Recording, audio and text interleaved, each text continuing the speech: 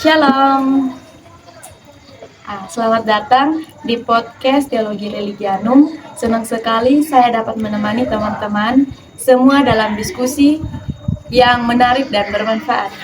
Pada kesempatan kali ini kita akan membahas salah satu topik yang penting dalam teologi agama-agama, yaitu eksklusivisme. Bersama saya Marcelina Nometa dan telah hadir 3 narasumber. Yang pertama, saya Tiwani Yunita Moihana. Saya Derna Konsul. Saya Etia Lena Purnama, yang akan membantu kita untuk memahami topik ini lebih dalam. Sebelum masuk ke pembahasan, mari kita mengetahui terlebih dahulu apa yang dimaksud dengan eksklusivisme dalam teologi agama.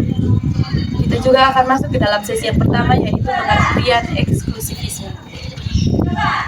Pertanyaan untuk narasumber yang pertama, yaitu Kakak Tiwani Moihana, apa yang dimaksud dengan eksklusivisme?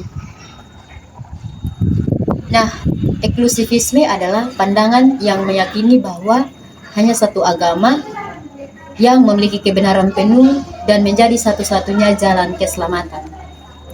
Dalam konteks kekristenan, pandangan ini percaya bahwa keselamatan hanya diperoleh melalui iman kepada Yesus Kristus.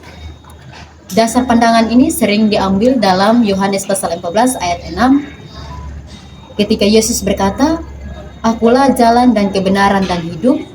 Tidak ada seorang pun yang datang kepada Bapa kalau tidak melalui Aku." Jadi, eksklusivisme menekankan bahwa keselamatan hanya ada melalui Kristus dan bukan melalui jalan yang lain.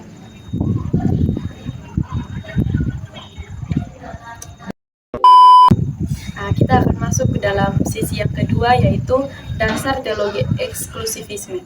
Pertanyaan berikut untuk narasumber kedua, Kakak Derna Bonsele. Apa dasar teologi yang mendukung pandangan eksklusivisme? Baik, ada 2 dasar Alkitab yang sering digunakan. Pertama, Kisah Para Rasul 4 ayat 12 yang dinyatakan bahwa keselamatan tidak ada dalam siapapun, juga selain Yesus Kristus. Karena itu, kaum eksklusivis percaya bahwa Yesus adalah satu-satunya jalan menuju keselamatan. Berarti pandangan ini memiliki dasar yang kuat dalam teks Alkitab. Ya, karena berangkat dari keyakinan terhadap keunikan dan karya penyelamatan Kristus. Baik, kita akan masuk ke sesi yang ketiga, yaitu kelebihan eksklusivisme. Sekarang kepada narasumber yang ketiga, yaitu Kakak Etina Budome. Apa kelebihan dari pandangan eksklusivisme? Ada beberapa kelebihan. Yang pertama, eksklusivisme menjaga kemurnian keajaran iman Kristen. Dan yang kedua, itu memberikan kepastian bagi orang percaya karena memiliki dasar keyakinan yang jelas. Dan yang ketiga, mendorong semangat penginjilan karena percaya bahwa keselamatan di dalam Kristus. Dan yang keempat ialah mempertahankan identitas kekristenan di tengah keberagaman agama. Jadi, eksklusivisme membantu orang Kristen tetap teguh pada keyakinannya. Ya, betul sekali. Baik, kita akan masuk dalam sesi yang keempat, yaitu tantangan eksklusivisme di Indonesia. Indonesia dikenal sebagai negara yang memiliki banyak agama dan budaya. Menurut narasumber yang pertama atau Kakak Tiwani Moihana, apa tantangan eksklusivisme dalam konteks Indonesia? Nah, tantangan utamanya adalah bagaimana mempertahankan keyakinan iman tanpa menimbulkan sikap intoleran terhadap pemeluk agama lain. Indonesia juga menjunjung tinggi kerukunan antar umat beragama.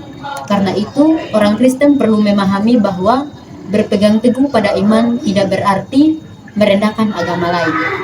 Jadi, penting untuk membedakan antara keyakinan pribadi dan sikap terhadap sesama.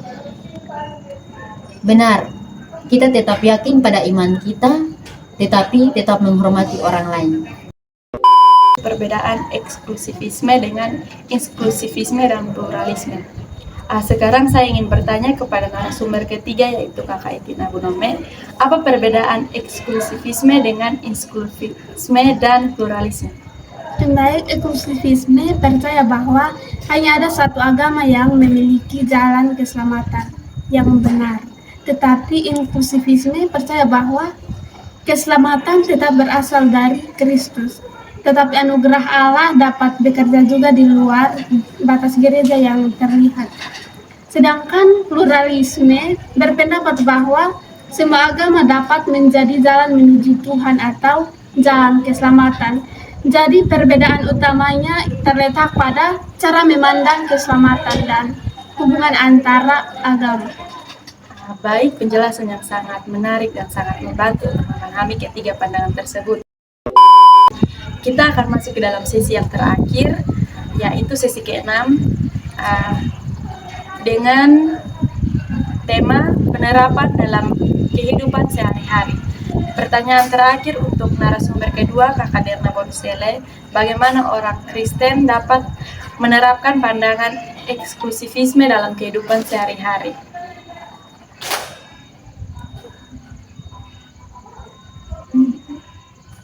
Nah, orang Kristen dapat telah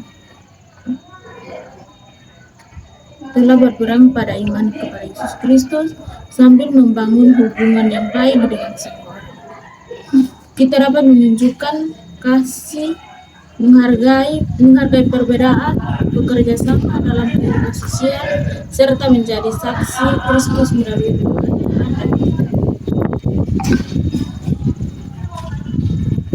dengan demikian, keyakinan yang kuat tidak menjadi penghalang bagi pencipta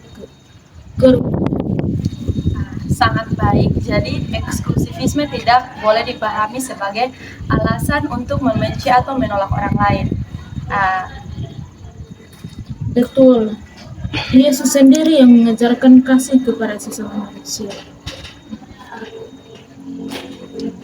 Baik teman-teman, dari pembahasan hari ini kita dapat memahami bahwa eksklusivisme adalah pandangan yang meyakini bahwa keselamatan hanya melalui Yesus Kristus. Pandangan ini memiliki dasar Alkitab yang sangat kuat dan menjadi identitas iman Kristen dan mendorong semangat penginjilan. Namun dalam masyarakat yang menjemuk seperti orang Indonesia, pandangan ini perlu dijalankan dengan sikap kasih, toleransi, dan penghormatan kepada sesama. Terima kasih kepada para narasumber atas penjelasan yang sangat bermanfaat. Saya selaku host mengucapkan terima kasih kepada seluruh pendengar yang telah mengikuti podcast ini sampai akhir. Shalom, Tuhan Yesus memberkati.